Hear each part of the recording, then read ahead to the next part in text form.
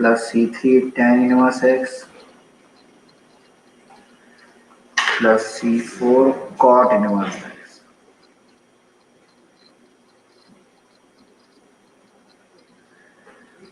यहाँ पे C1, C2, C3, C4 ये सारे के सारे क्या हैं? आर्बिट्ररी कांस्टेंट है, ठीक है। Find order of differential equation.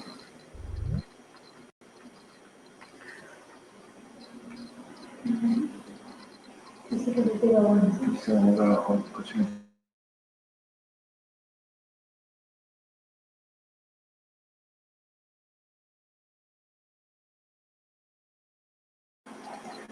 Good evening अनंत।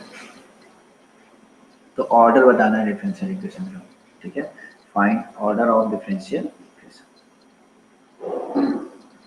तो नंबर ऑफ जितने भी नंबर ऑफ आर्बिट्ररी कांस्टेंट होते हैं उतनी बार हम डिफरेंशिएट करते हैं। तो डिफरेंशियल इक्वेशन का ऑर्डर क्या होगा? जितने नंबर ऑफ आर्बिट्ररी कांस्टेंट हो। लेकिन यहाँ पे पहले इक्वेशन को दिखते ही मत बोल दो कि हमारा ऑर्डर 4 आर्बिट्ररी कांस्टेंट है तो 4 ऑर्डर होगा। ये कहना गलत हो जाएगा। हम इक्वेशन को पहले सिंप्लीफाई अगर कर सकते हैं तो पहले हम सिंप्लीफाई करें और देखें फाइनली कितने आर्बिट्ररी कांस्टेंट हो रहे हैं, ठीक है। तो थोड़ा कोशिश करो कि इसको सिंप्लीफाई करो।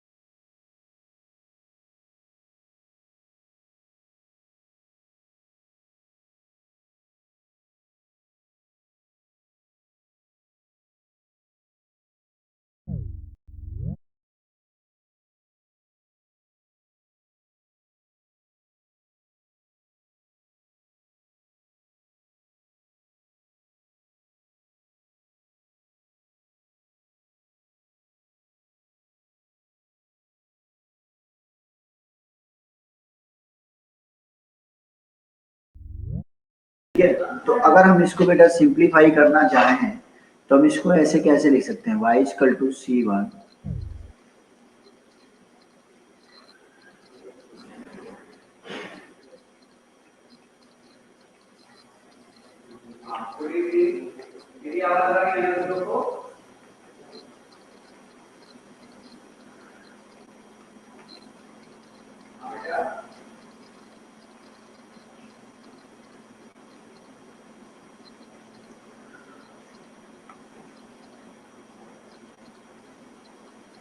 Minus C2 sine inverse x plus C2 into pi by 2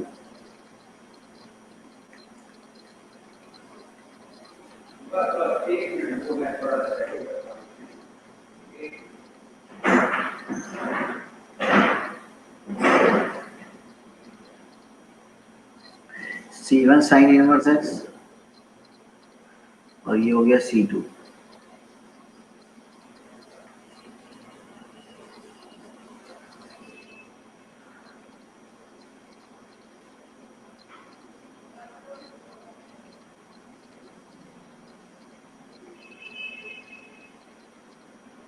pi by 2 common लिया C4 प्लस C2, ठीक है, ऐसे कर, ठीक है। ये क्या है, इंडिपेंडेंट आर्बिट्ररी कांस्टेंट, ठीक है। तो केवल दो ही इंडिपेंडेंट आर्बिट्ररी कांस्टेंट है, इसको एक तरीके से लिख सकते हो बड़े में C1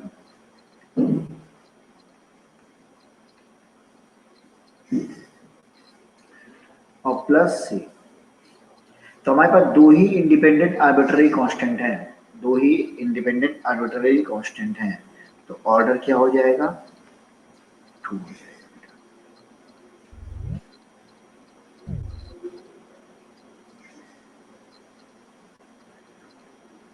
ठीक है, प्रभात ऐसे समझो जैसे हमने कहा Y square equal to 4ax plus C family of curve है, इस पे थोड़ी ना डिपेंड करेगा, ये है आर्बिट्ररी कांस्टेंट इंडिपेंडेंट।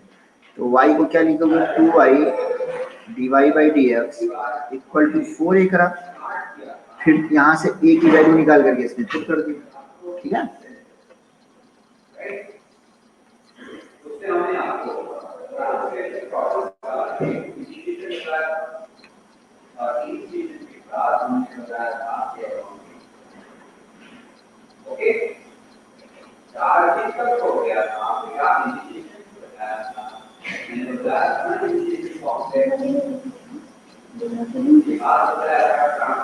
कलर वाली कोई भी नहीं,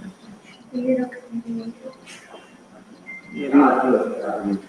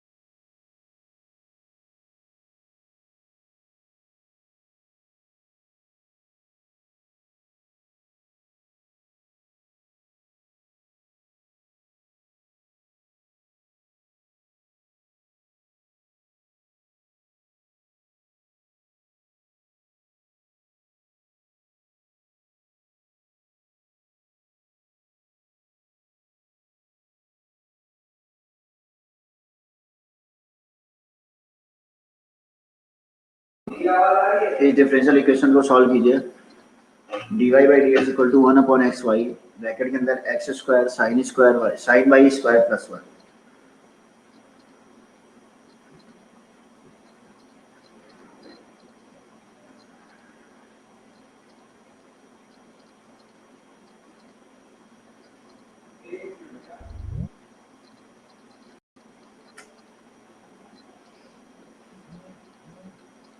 आसान है, ध्यान से करो हो जाएगा।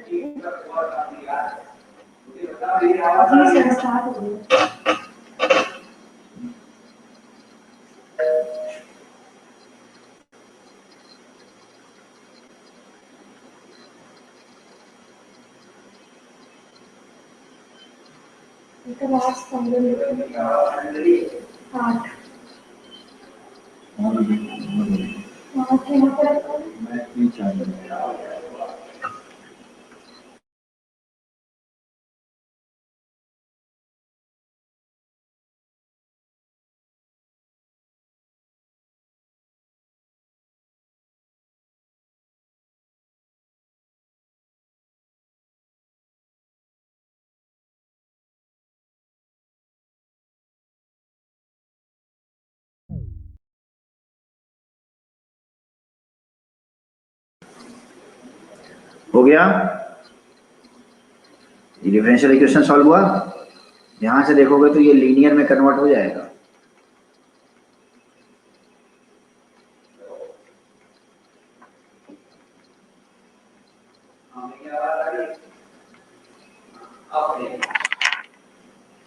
अब उसके लिए क्या करना है ये आप लोग देखिए कैसे कन्वर्ट करेंगे।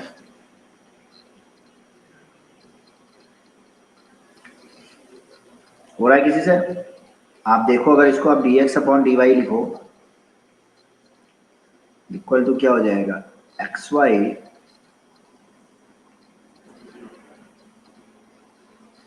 कुछ ऐसा हो जाएगा। ठीक है, तो देखो dx अपॉन dy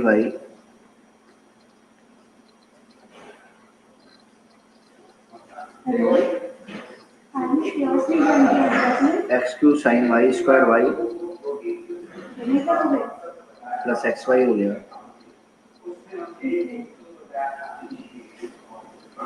ठीक है, अब अगर एक्स क्यू से डिवाइड कर दिया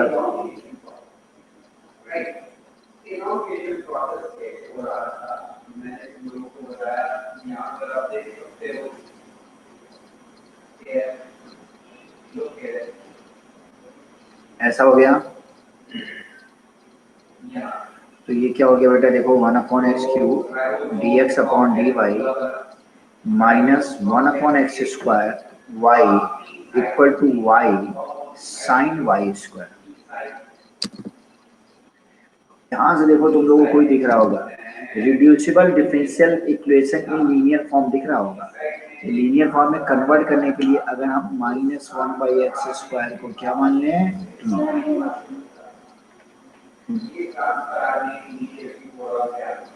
We are going to do this class. Very soon. Thank you. Thank you.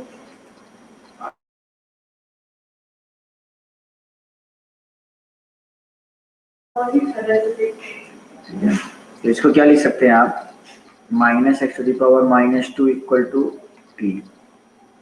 तो ये क्या हो गया, डिफ्रेंशिएट किया तो minus two X to the power minus 3 D X equal to D T हो गया। तो 1 upon D X upon X cube equal to D T upon two हो गया। तो D X upon D Y कर दो, ऐसे कर सकते हैं ना, एक तरीके से y के रिस्पेक्ट में मान लो हमने किया है, तो D X upon D Y हो जाएगा, D T upon D Y हो जाएगा। तो देखो 1 upon X cube D X upon D Y को तुम क्या लिख सकते हो, 1 upon 2 D T upon D Y लिख सकते हो। तो 1 अपॉन क्यू इसको लिख सकते हैं 1 upon 2 D T upon D Y minus 1 by X square D T plus T Y equal to Y sine Y square. Multiply किया तो D T upon D Y plus 2ty equal to Y sine Y square. अब देखो ये कौन सा form हो गया, ये एक तरीके से आपका क्या हो गया,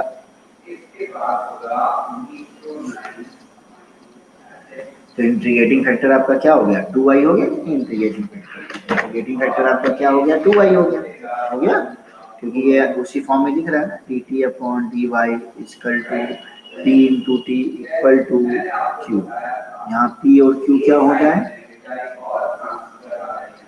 एक्स के या वाई के फंक्शन हो जाए, वाई के फंक्शन हो जाए या कांस्टेंट हो जाए।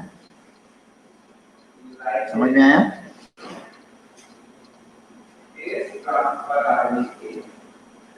तो इंटीग्रेटिंग फैक्टर क्या हो जाएगा हमारा, e to the power 2y dy, Y square by 2 मतलब वाई स्क्वायर हो जाएगा, e to the power Y square हो जाएगा, आ गया e to the power Y square. तो आपका सॉल्यूशन क्या हो जाएगा, t इंटू इंटीग्रेटिंग फैक्टर हो गया equal to integration of integrating factor into Y sine Y square D Y.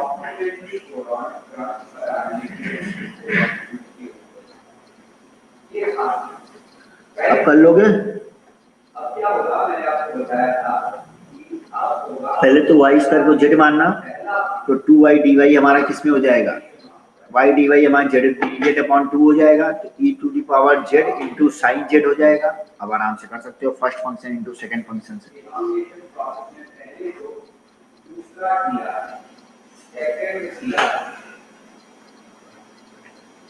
आगे ज्वाइन हो चुका है mRNA के दूसरे कोडॉन के साथ ए साइड। समझ में आया?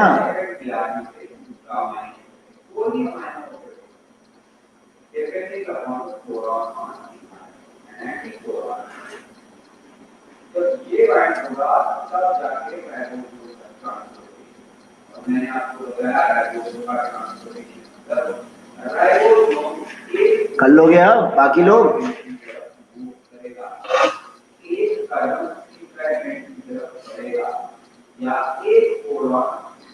चलो नेक्स्ट क्वेश्चन पे आते हैं। आज थोड़े क्वेश्चन प्रैक्टिस कर लेते हैं हम, miscellaneous question.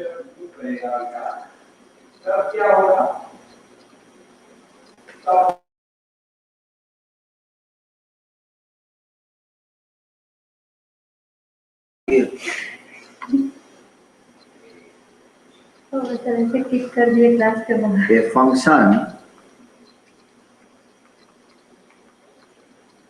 y is equal to fx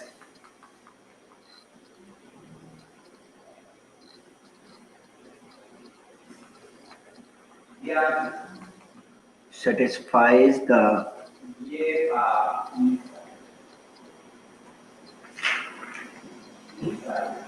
differential equation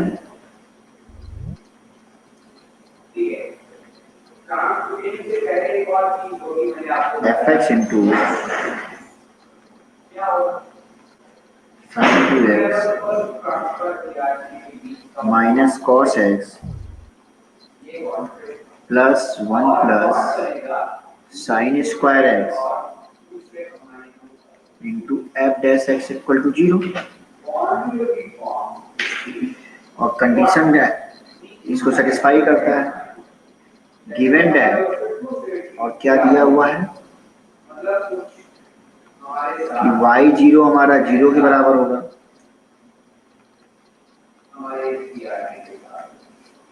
Then find the value of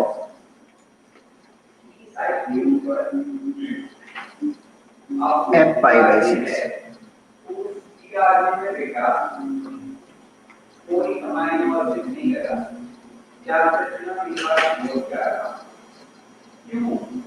क्योंकि ए साइड के ऊपर जो ट्रांसफर आ रहे था, ए साइड के अंदर जो ट्रांसफर आ रहे था,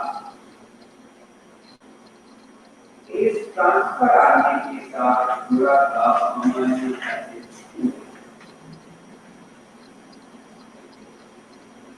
एक different y equal to fx एक फंक्शन है जो इस डिफरेंशियल इक्वेशन को सेटिस्फाई करता है fx into sin 2x minus cos x plus. अब इस f dash x की जगह क्या लिख सकते हो, dy by dx। भाई इसकी जगह क्या लिख सकते हो, f dash x क्या है, dy by dx है, और ये क्या है, y है। तो एक डिफरेंशियल इक्वेशन बनेगा, उसको सॉल्व करो, सीधी सी बात है, सॉल्व करो तो हमारा इक्वेशन आ जाएगा, फिर आप f pi by 6 की वैल्यू निकाल सकते हो। इसके साथ जो अमाइनो एसिड जुड़ा था वो अमाइनो एसिड इसने दे दिया, दूसरा कलर यूज कर रहा हूं थोड़ा बेटा, वो अमाइनो एसिड इसने दे दिया, इसको दे दिया इस वाले को। तो जो ये पीआरबी है, इस पीआरबी का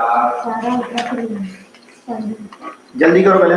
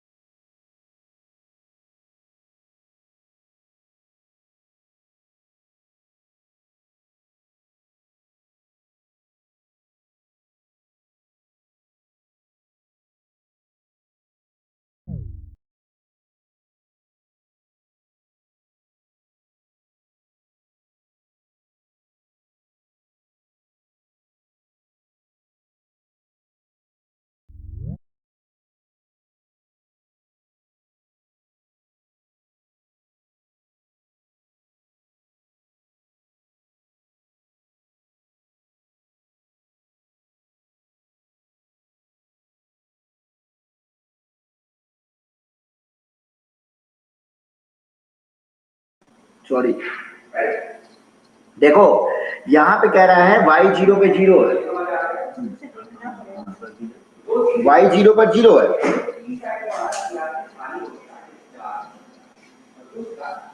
ठीक है। तो मतलब जो x की वैल्यू 0 है तो y भी हमारा क्या है, 0 है। x की वैल्यू 0 तो y भी 0, तो sine 0 upon 1 plus sine square 0, ठीक है। सॉरी यहाँ पे 0 रखा, यहाँ पे 0 रखा था, y 0 रखा था जब x 0, तो c हमारा 0 आ गया। उसके बाद क्या पूछा है, जब x की वैल्यू π/6 है तो y की वैल्यू कितनी है, तो y हमारा ये निकल के आ गया जब 0 पुट कर दिया c को। तो अब x की वैल्यू क्या है, π/6, तो π/6 रख लो, तो sin π/6 1/2 प्लस 1 प्लस 1/2 का स्क्वायर, तो ये हो जाएगा 5/4 और ऊपर हो जाएगा 1/2, 2 से 2 कैंसिल आउट तो 5/2 आ जाएगा, पलट देंगे 2/5 आ जाएगा, मतलब y की वैल्यू क्या आ जाएगी, 2/5। बताइए समझ में आया।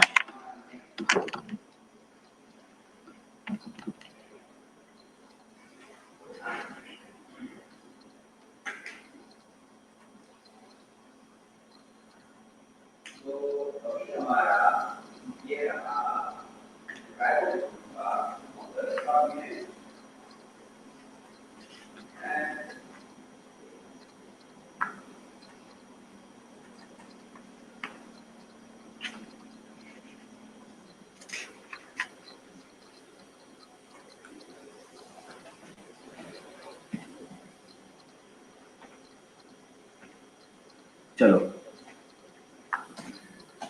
आगे बढ़े।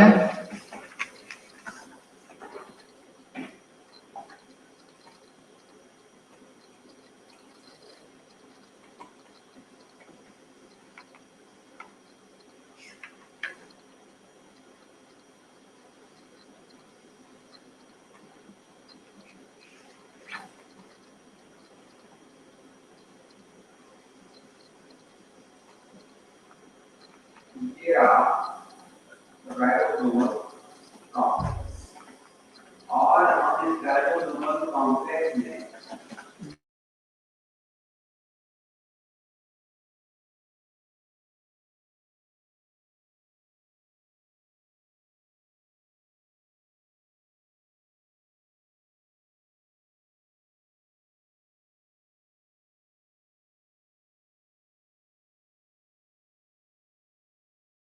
लाइन ही चाहिए, लाइन का spherical rain drop evaporates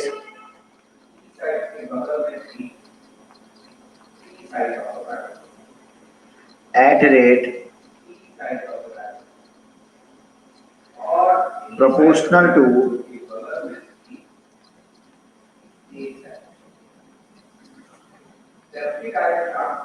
its surface area.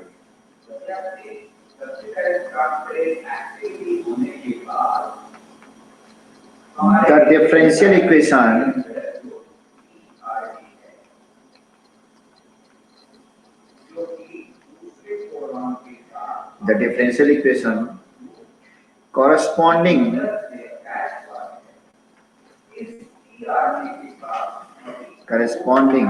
to the rate of change of the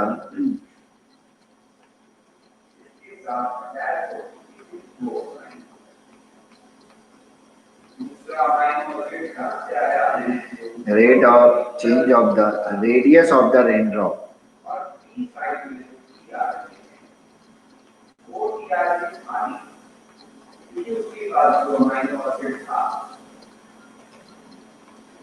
If the constant of proportionality is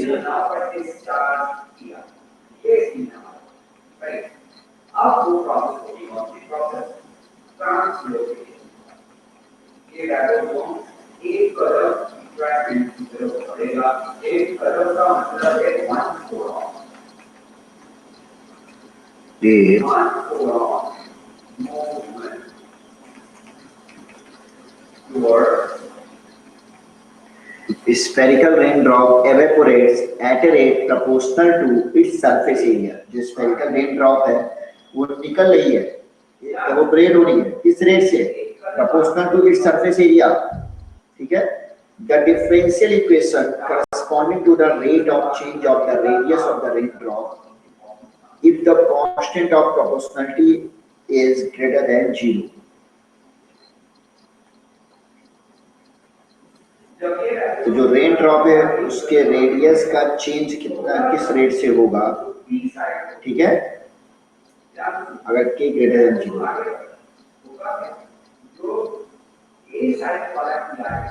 मतलब स्फेरिकल रेन ड्रॉप जो इवेपोरेट हो रही है वो किस रेट से इवेपोरेट हो रही है, प्रोपोर्शनल टू उसके सरफेस एरिया की।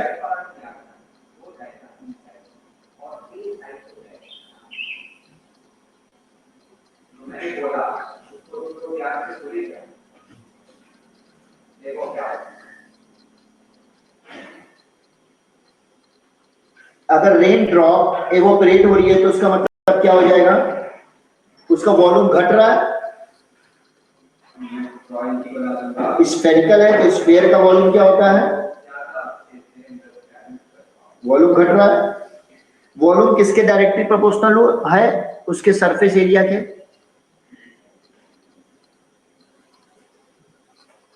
कह रहा है ना वॉल्यूम के घटने का रेट डायरेक्टली प्रोपोर्शनल टू उसके सरफेस एरिया।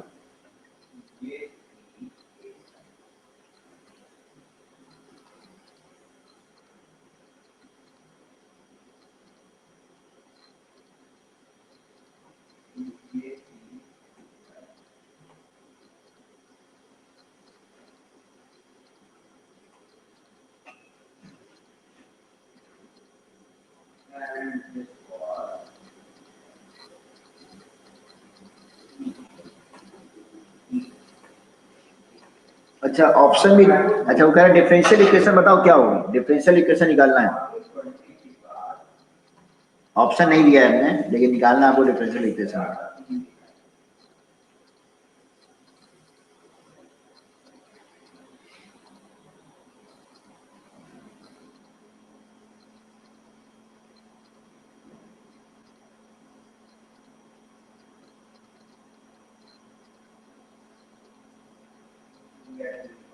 हो गया, बहुत सिंपल है। देखो जो रेन ड्रॉप इवेपोरेट हो रही है मतलब उसका वॉल्यूम घट रहा है तो वॉल्यूम को क्या लिखोगे, माइनस dV/dt। और वो किसके प्रोपोर्शनल है, सरफेस एरिया के। सरफेस एरिया क्या है, 4πr²। प्रोपोर्शनलिटी कांस्टेंट तुम्हारा क्या दिया हुआ है, के। तो जब प्रोपोर्शनल हटाओगे तो माइनस dV/dt किसके बराबर हो जाएगा, k × 4πr²।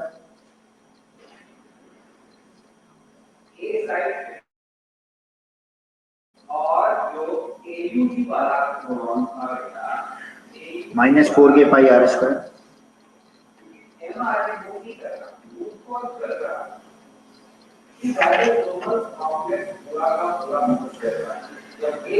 चलो वॉल्यूम हमारा क्या है, अच्छा d/dt वॉल्यूम की जगह क्या लिख सकते हैं, 4/3πr³ equal to minus 4k/r²। 4/3π को बाहर ले लो, r³ का डिफरेंशिएशन करेंगे t के रिस्पेक्ट में, तो 3r² dr/dt equal to minus 4k/r²। 4 3 r² से r² कैंसिल आउट।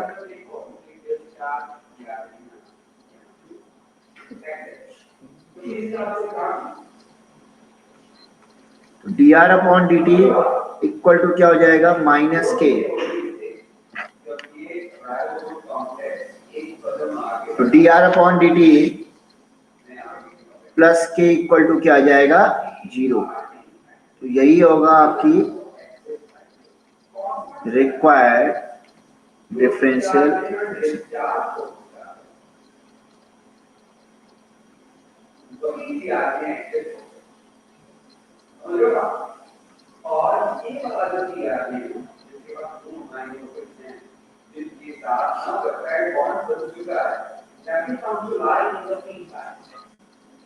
समझ में आया।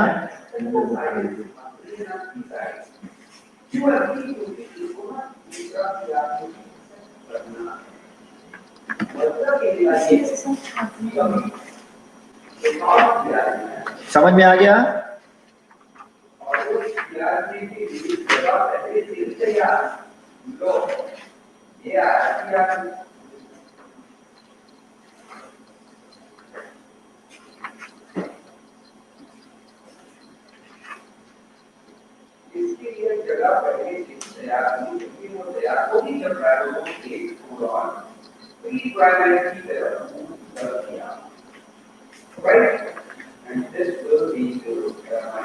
आगे बढ़े। स्नेहा, अरुणधति, आप लोग का रिप्लाई नहीं आ रहा है पूरा। पीयूष, तुम्हारा भी नहीं आ रहा है। आगे बढ़ सकते हैं ना, कोई डाउट इसमें?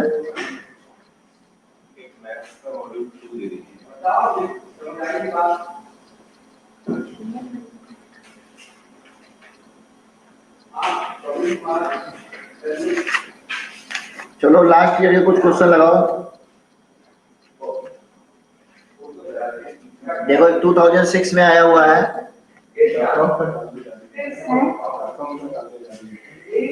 देखो जेई बेटा 2006 में एक क्वेश्चन आया हुआ है। वो क्वेश्चन क्या है देखो, एक क्वेश्चन लिख दे रहा है। एक curve y equal to F x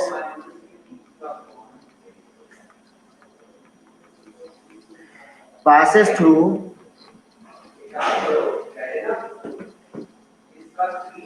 1,1, मतलब कर्व हमारा 1,1 से क्या कर रहा है, पास कर रहा है।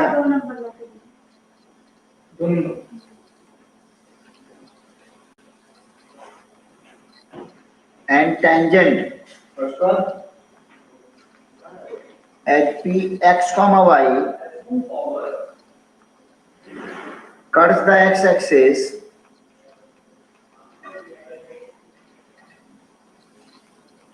and y-axis at A and B.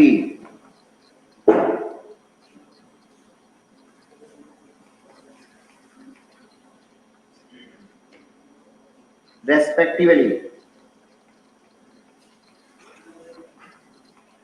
such that BP ratio AP equal to 3:1। आपके ऑप्शन है देन, ऑप्शन है आपके, पहला है equation of curve is xy dash minus 3y equal to 0। Second option है normal at 1,1 is x plus 3y equal to 4। Third option है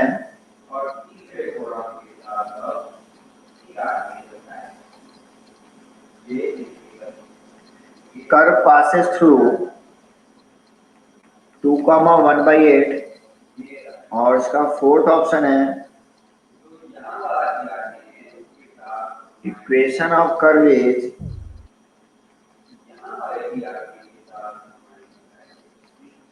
चलो जल्दी करो।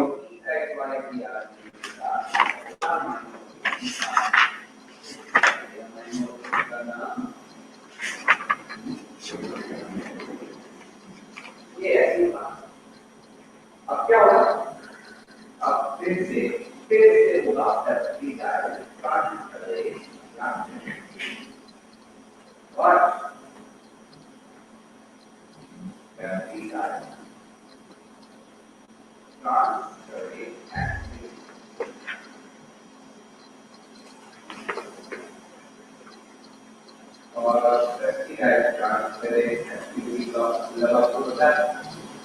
यहाँ पर आदमी और हमारे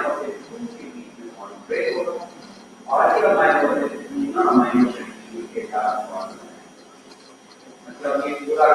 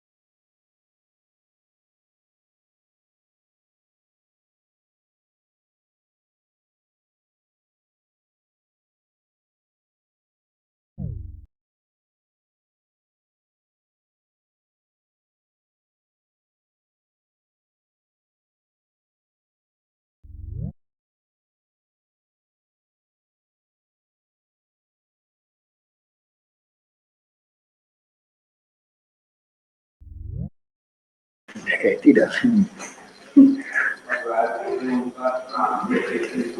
प्रभात ने भेजा है क्या? देखें प्रभात तुम्हारी फाइल क्या भेज रहे हो?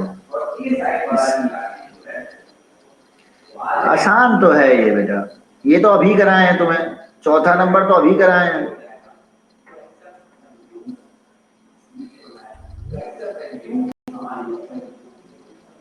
अच्छा प्रभात, चौथा नंबर तो अभी कराए हैं बेटा। अरे अभी तो कराए 1 मिनट पहले, फोर्थ वाला अभी नहीं कराए हैं। एफ पाई बाई 6 की जो वैल्यू पूछे थे 2/5 आई थी, क्या पूछ रहे हो तुम?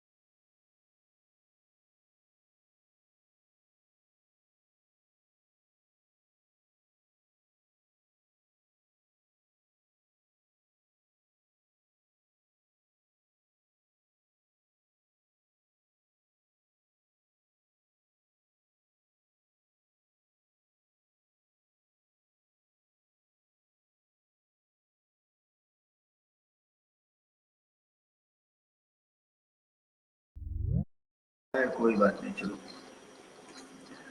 चलो ये हो गया।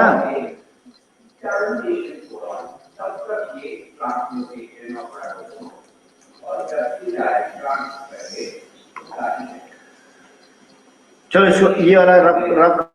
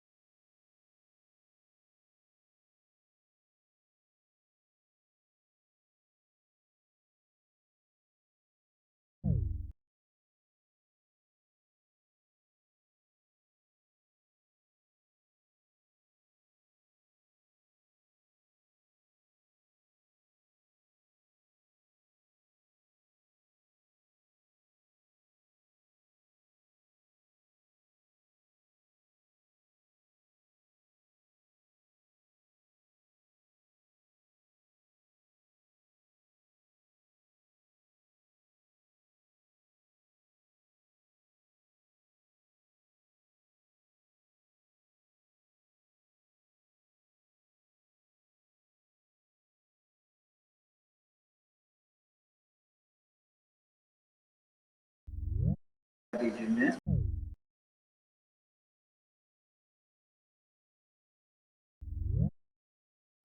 सर को कौन सा मूवी था?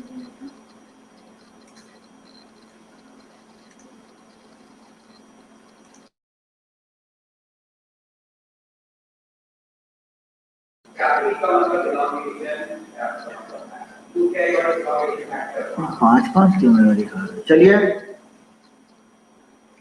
कह रहा है कर्व कहां से पास कर रहा है 1,1 से, और जो कर्व पे कोई पॉइंट है पी एक्स वाई, उस पे जो टेंजेंट है, तो इक्वेशन ऑफ टेंजेंट हम क्या लिख सकते हैं? y माइनस y1 है, मान लो y इक्वल टू m की जगह हम क्या लिख सकते हैं, dy बाई dx लिख सकते हैं या नहीं लिख सकते हैं?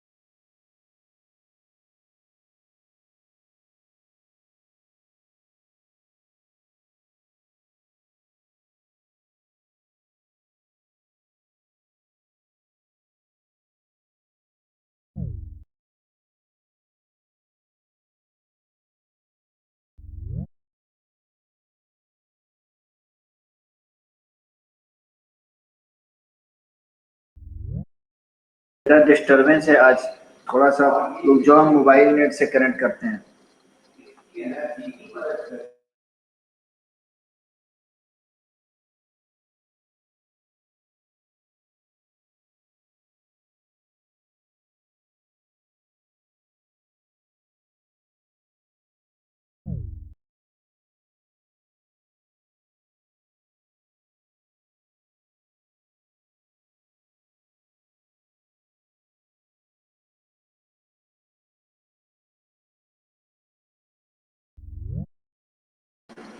तो y माइनस y1 मतलब y हो जाएगा equal to dy by dx।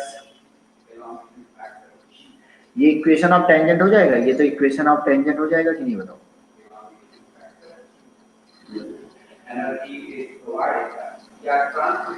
अब क्या कह रहा है कि ये x एक्सिस और y एक्सिस को a और b पे कट करता है, मतलब कोई अगर हमारा ऐसे है, सोच लो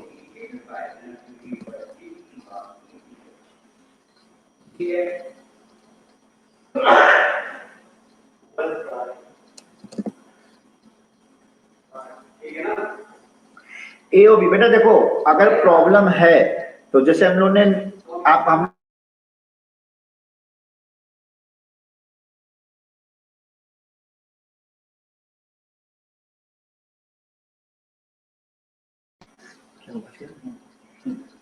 बंद करो उसको, बंद करो उसको।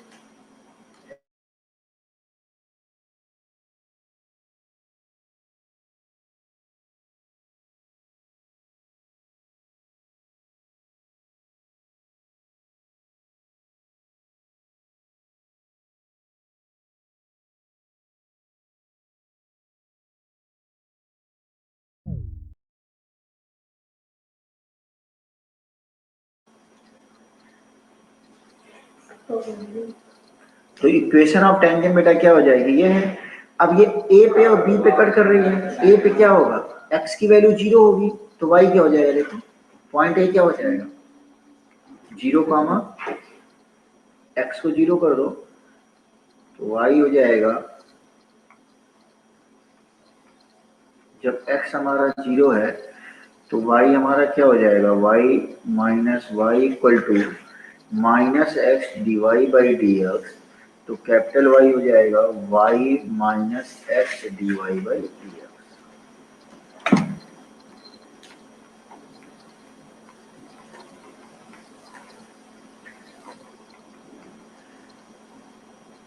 सॉरी, यहाँ पे तो वाई 0 है ना, ये वाला पॉइंट हो जाएगा एक्स 0 तो वाई हो जाएगा Y minus X D Y by. और जब y हमारा 0 है यहाँ पे तो x क्या हो जाएगा माइनस वाई इक्वल टू तो हम लिख सकते हैं D Y by D X capital X minus X, तो minus Y plus X D Y by D X upon क्या हो जाएगा D Y by D X equal to capital X. तो वाई जीरो है तो x की value हो जाएगी minus Y plus X D Y by D X upon comma, यहाँ तक हो जाएगा ना। अब ये ओबी पे कट कर, अब फिर कह रहा है P जो पॉइंट है वो ऐसा है कि BP comma AP, BP comma AP ये दिया हुआ है 3:1। तो P के कोऑर्डिनेट क्या हो जाएंगे?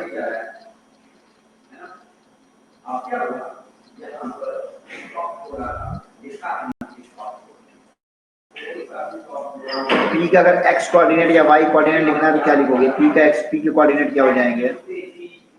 0 into 1, 1 into 0, 3 into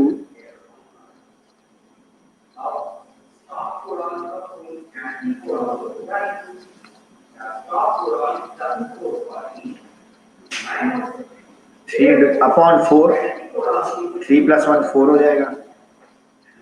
3 into 0, 1 into this y minus x dy by dx upon 4 हो जाएगा। ये हमारे P के कोऑर्डिनेट।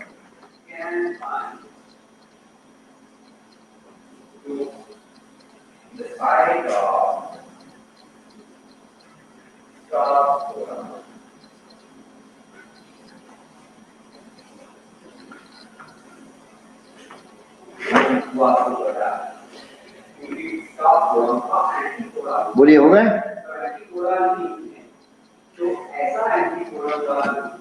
चलिए ऐसा सही आ रहा है, अब कर लोगे ना।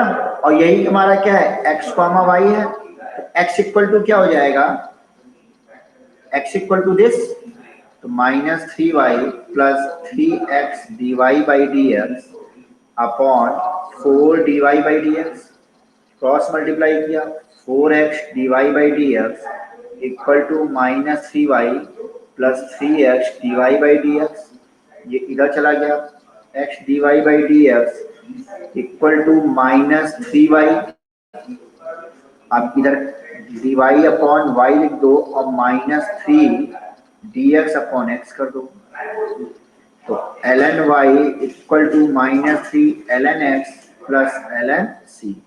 यहाँ से आ गया y इक्वल टू x की पावर -3 हो जाएगा, तो y equal to c upon X cube आ जाएगा। अब ये कर्व कहाँ से पास कर रहा है? 1,1 से पास कर रहा है, तो जब x की वैल्यू y की वैल्यू 1 रखेंगे तो यहाँ से क्या आ जाएगा? c1 आ जाएगा, c क्या आ जाएगा? 1 आ जाएगा, तो y इक्वल टू क्या हो जाएगा? c1 बाई एक्स क्यूब हो जाएगा।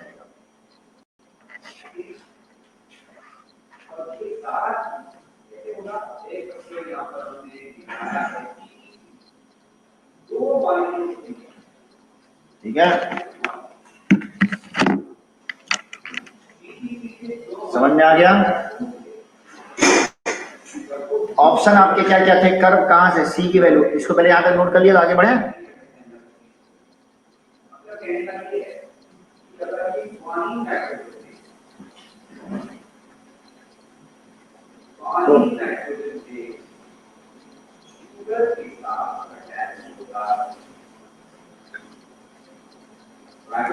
तो पहला ऑप्शन क्या था?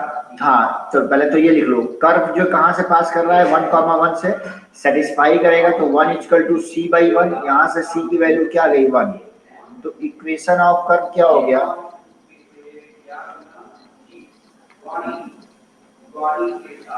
y equal to 1 upon X cube, ये हो गया। अब ये कहां से पास कर रहा है? x 2,1/8 से पास कर रहा है कि नहीं? तो रख के देख लो, जब x की वैल्यू 2 रखोगे तो y कितना हो जाएगा? 1/8 आ जाएगा, तो एकदम सही है। तो कर्व पासेस थ्रू 2,1/8। देख लीजिए क्या क्या चाहिए, समझ में आ गया?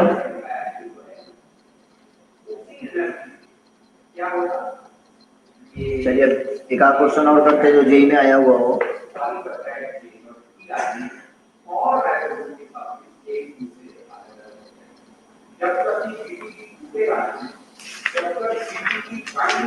एक आध पॉपुलेशन ऑपरेशन वाले क्वेश्चन हैं, रुक जाइए करते हैं geometrical question.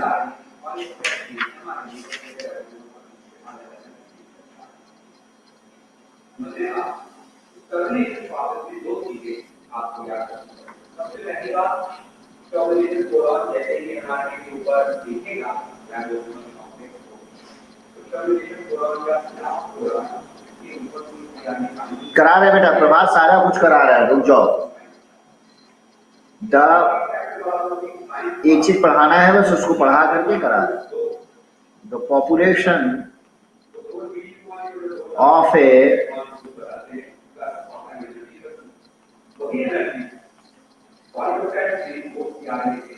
certain country is known to increase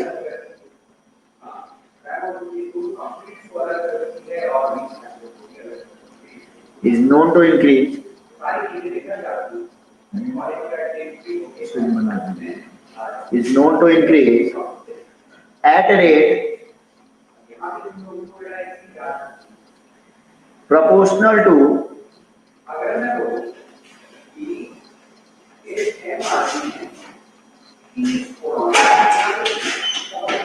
the number of people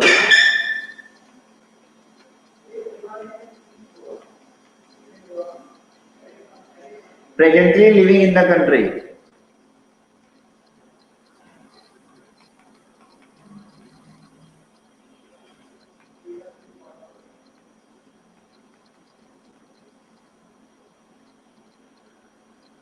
If after 2 years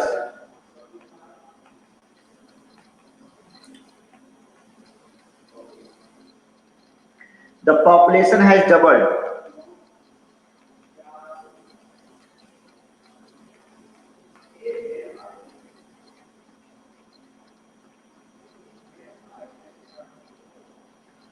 and after 3 years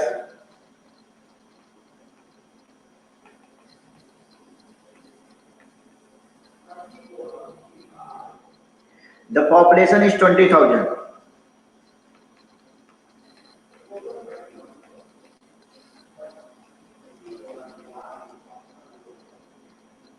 Estimate the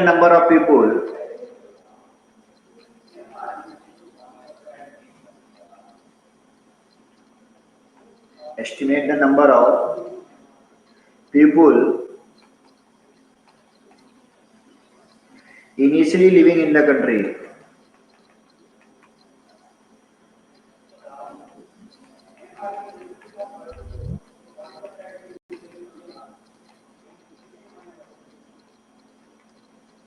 चलिए जल्दी करिए। कह रहा है एक सर्टेन कंट्री है जो उसकी पॉपुलेशन किस रेट से इंक्रीज हो रही है, किस रेट से, जितने पीपल वहां पे हैं प्रेजेंटली लिविंग है उसके रेट से इंक्रीज हो रही है। अगर 2 साल बाद उस कंट्री की जो पॉपुलेशन है वो डबल हो जाती है और 3 साल बाद जो पॉपुलेशन है उस कंट्री की वो 20,000 हो जाती है। तो अभी उस कंट्री में कितने लोग रह रहे हैं ये बताना है।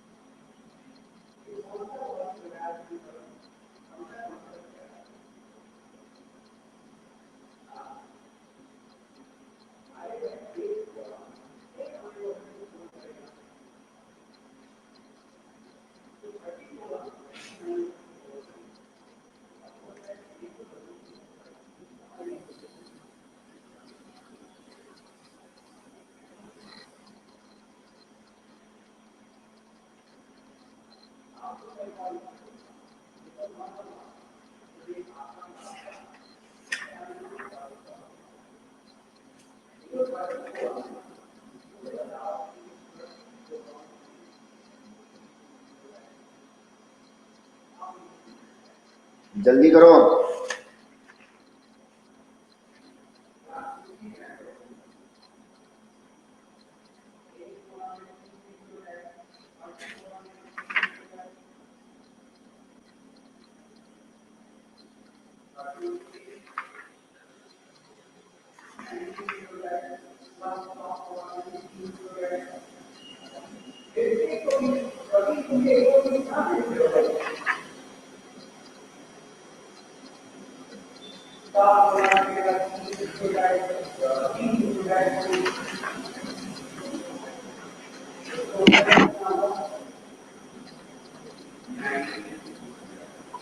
सोचो और करो जल्दी, बहुत ही आसान क्वेश्चन है।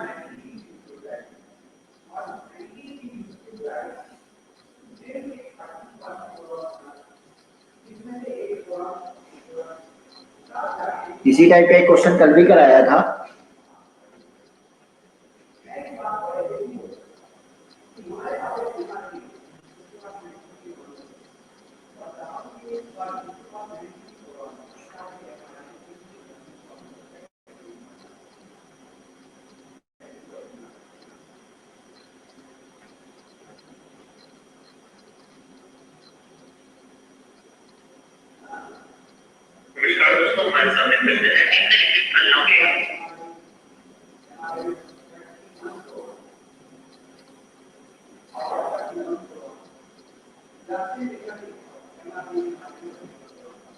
हुआ?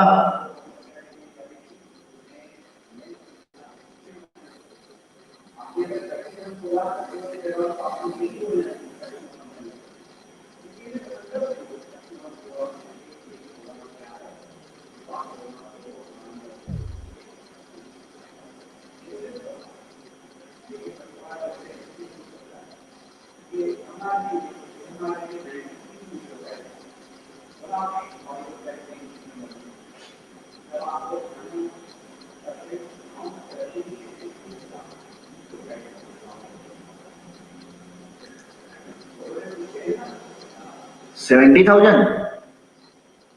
हाँ, 7,000 के आसपास ही कुछ आना चाहिए।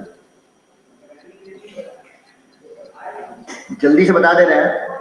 मान लो पॉपुलेशन P है, तो dP अपॉन dt किसके प्रोपोर्शनल है? Directly proportional to presently living. मान लो प्रेजेंटली P पीपुल रह रहे हैं, इनिशियली उसमें मतलब प्रेजेंट किसी भी टाइम पे P लोग रह रहे हैं। अभी इनिशियल नहीं बोल रहा, कोई ऐसा टाइम है जहाँ पे P लोग रह रहे हैं। अब पॉपुलेशन के बढ़ने का रेट क्या है? प्रेजेंट पॉपुलेशन के डायरेक्टली प्रोपोर्शनल है। मतलब यहाँ पे लिख सकते हैं dP upon dt equal to KP। अब यहां से सॉल्व करेंगे तो dP upon P equal to KT। यहां से सॉल्व करेंगे तो ln P equal to KT plus C। तो यहां से सॉल्व करेंगे तो P इक्वल टू T की पावर KT प्लस C।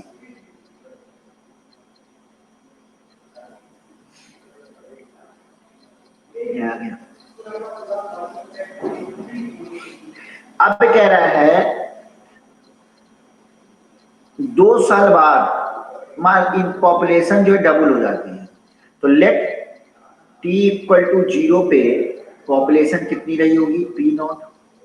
तो T इक्वल टू 2 साल बाद कितनी हो जाएगी? 2P0। तो पहले T इक्वल टू 0 से सॉल्व करो। T इक्वल टू 0 पे ये है, तो मतलब इसका कहना चाह रहा है P इक्वल टू E की पावर 0 प्लस C हो गई। मतलब हो गया P इक्वल टू E की पावर C। इसका मतलब आ गया ln P equal to C की वैल्यू आ गई ln P। तो यहां से P क्या हो जाएगा? E की power KT plus ln P। इसको लिखना चाहें तो लिख सकते हैं E की पावर KT इंटू E की पावर ln P। मतलब कुछ तो गड़बड़ हो रहा है क्या? अच्छा, P0 है भाई, P इक्वल टू P0 है। E इक्वल टू 0 पे तो ये P0 लिखोगे ना।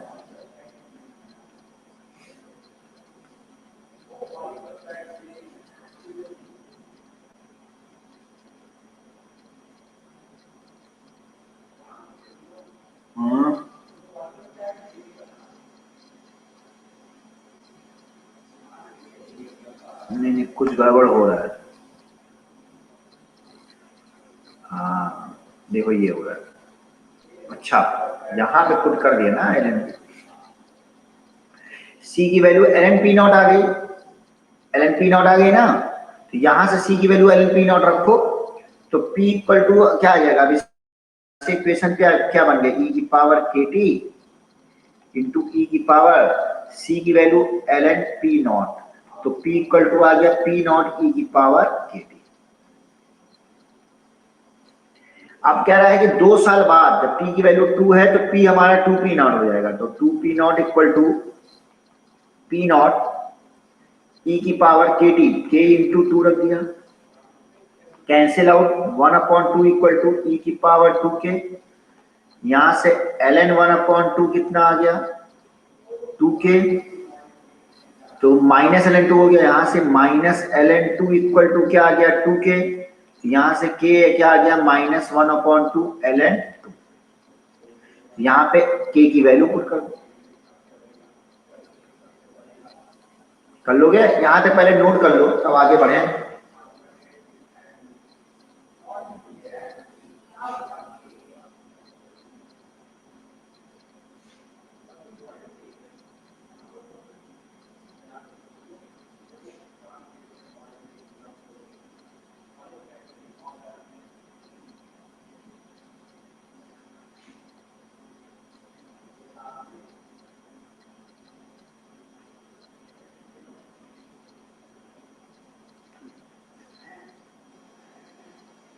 नोट कर लिया, चलो तो अब क्या हो गया,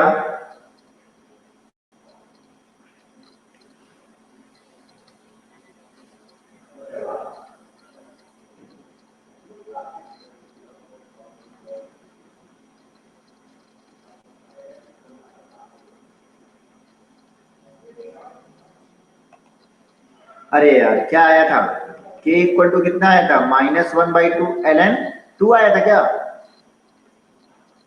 कितना आया था -1/2 ln,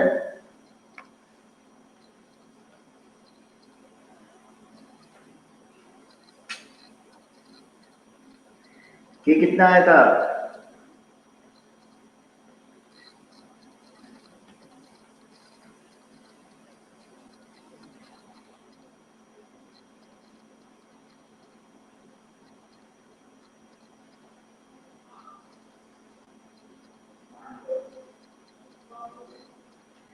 यही आया था ना,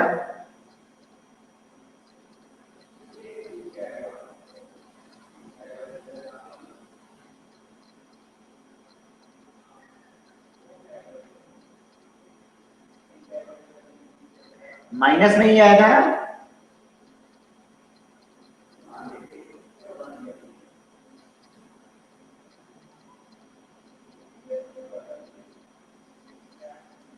ठीक है, यहाँ वैल्यू रख दो, p equal to p naught e की पावर -1/2 ln2 रख दिया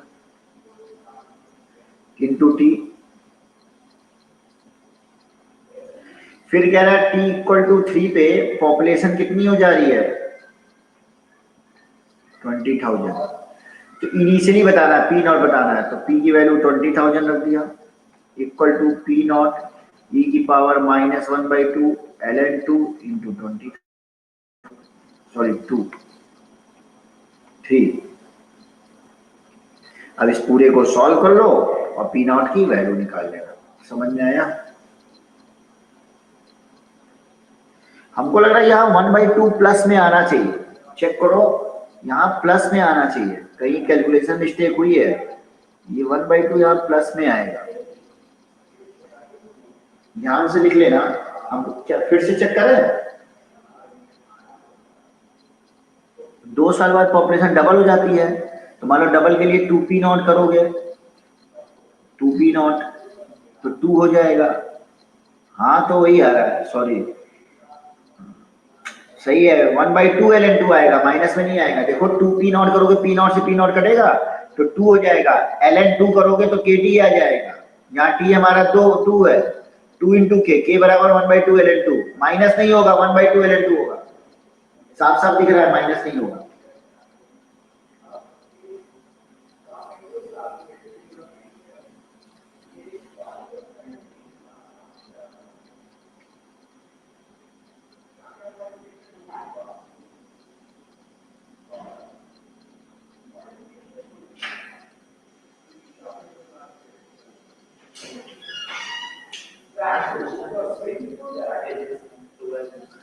ठीक है, क्या हुआ, आगे बढ़े, इधर आइए शाहिद जी,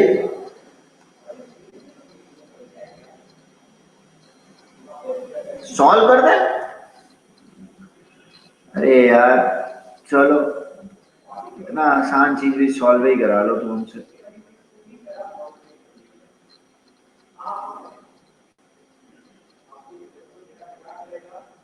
सॉल्व करने में इसमें क्या है यार, कुछ तो नहीं है यार।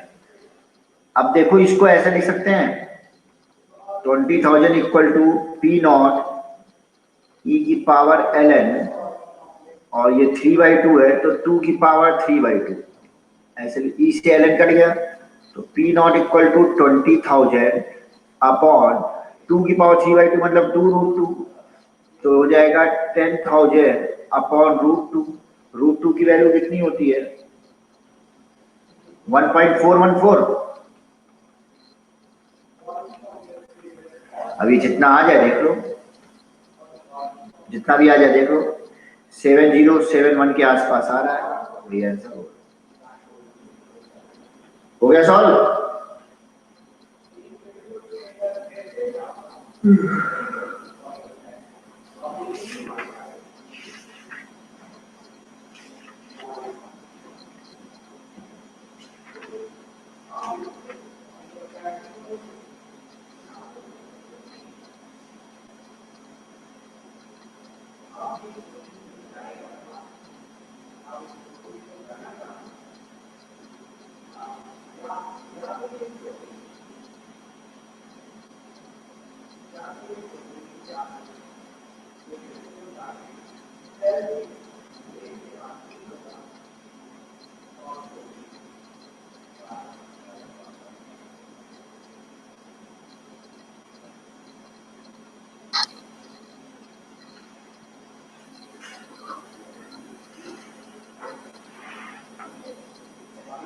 चलिए आगे बढ़ते हैं।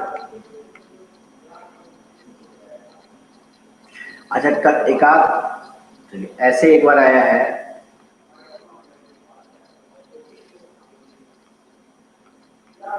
Find orthogonal trajectory of y equal to 4ax, जहां a क्या है, एक पैरामीटर है, ऑर्थोगोनल ट्रेजेक्ट्री निकालना है।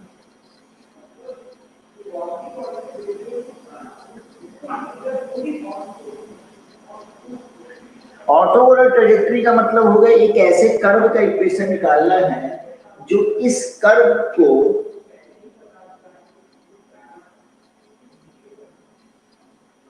नाइन्टी डिग्री पे कट करे।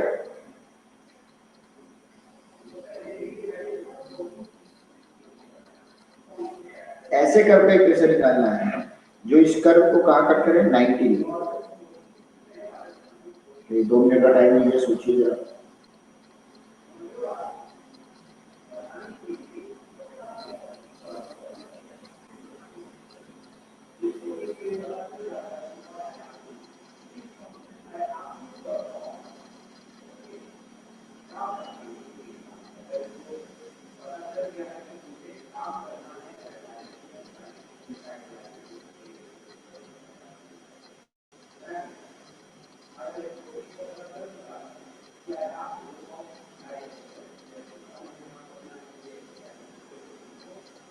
हो गया,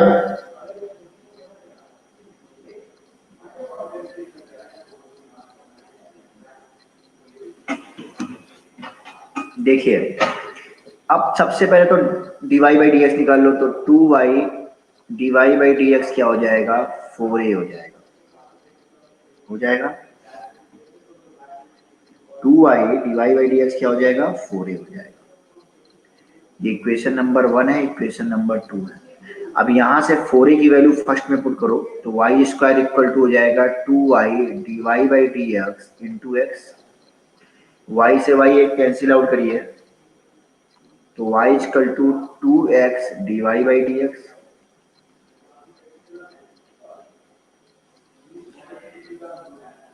तो dx upon X equal to 2 dy upon y हो गया। सॉरी ऑर्थोगोनल ट्रेजेक्ट्री निकालना है ना, तो सबसे पहला काम करना है फॉर ऑर्थोगोनल ट्रेजेक्ट्री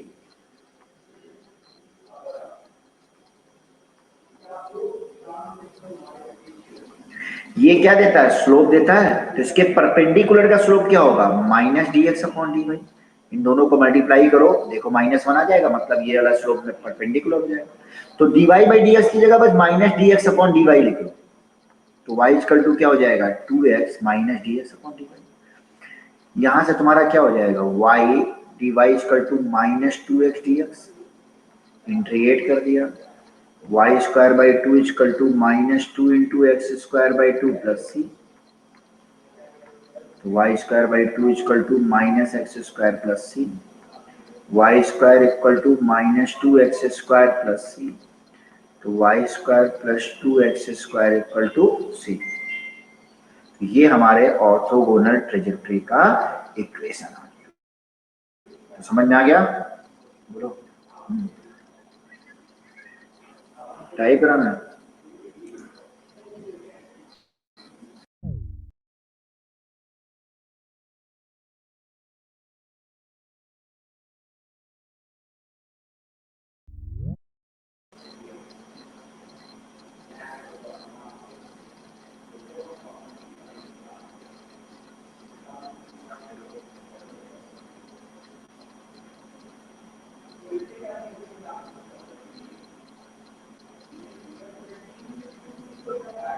समझ में आ गया, तो ऐसे ही निकालना है, कभी ऑर्थोगोनल ट्रेजेक्ट्री पूछे तो आप लोग को इसी तरह से निकालना है, ठीक है। dy बाई डी एक्स की जगह minus D X upon D Y put करना है, ठीक है।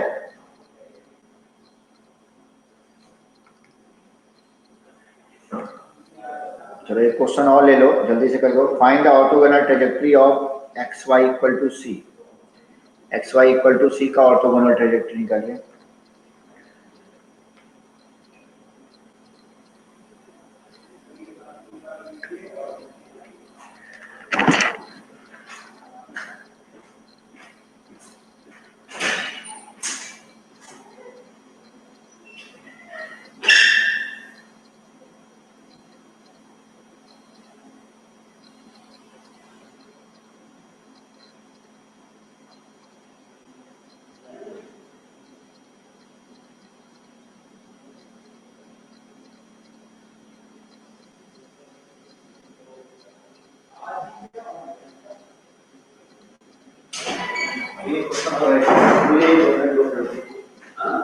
दो मिनट रुकिए, एक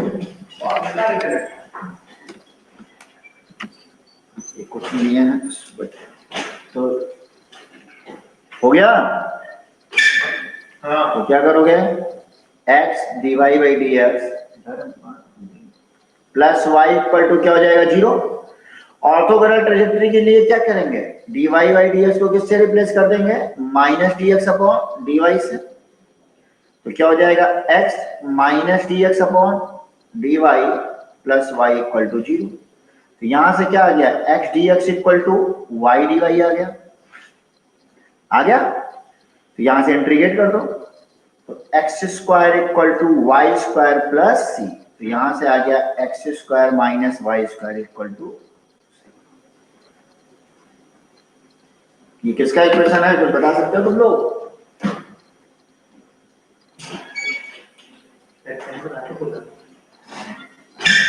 बच्चों से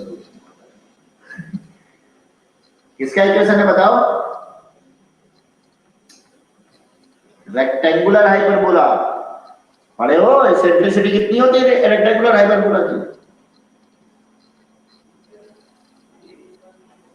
डन लिखो तुम हर चीज में, डन डन। चलो बेटा नेक्स्ट क्लास में मिलते हैं, ठीक है। अब अगला चैप्टर स्टार्ट करेंगे और थोड़ा बहुत इसको देखेंगे और अगला चैप्टर स्टार्ट भी कर देंगे, ठीक है। चलो बेटा बाय।